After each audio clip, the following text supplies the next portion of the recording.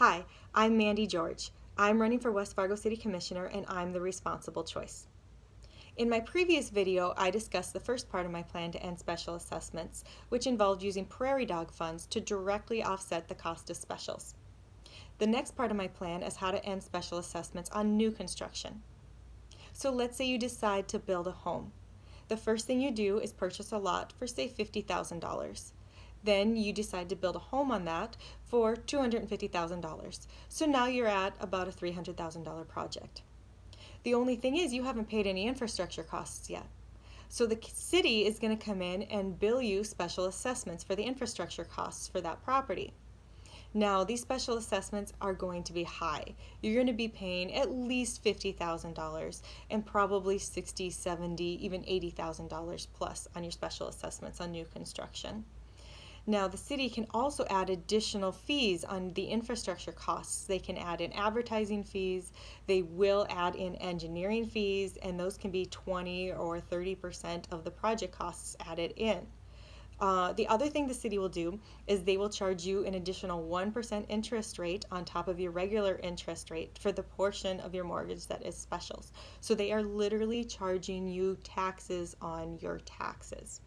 So this $300,000 property, you're paying much higher rates on your special assessments and taxes, and that money is just going out the window. You are not building equity on that money, on that portion that is special assessments.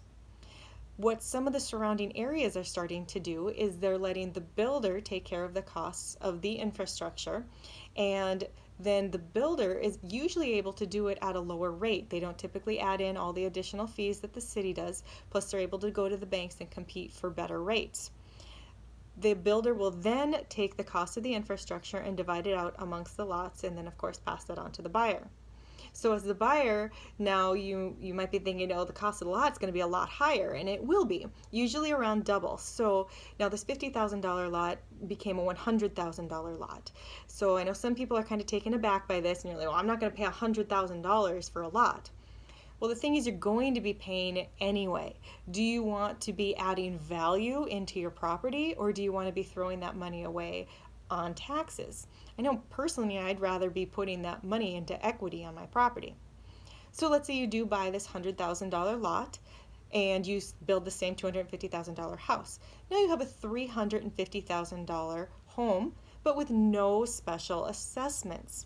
So you are building equity into this home. If you're to sell it, you're able to sell the home for the actual value of the home, and of course be able to say this property has no specials.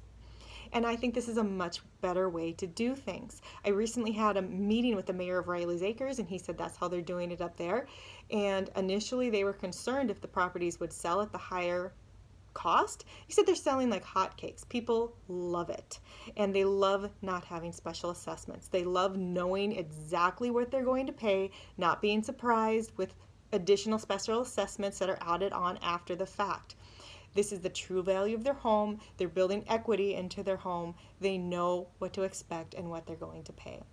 And I think this is the way we need to go in the future. I think these are changes we need to make.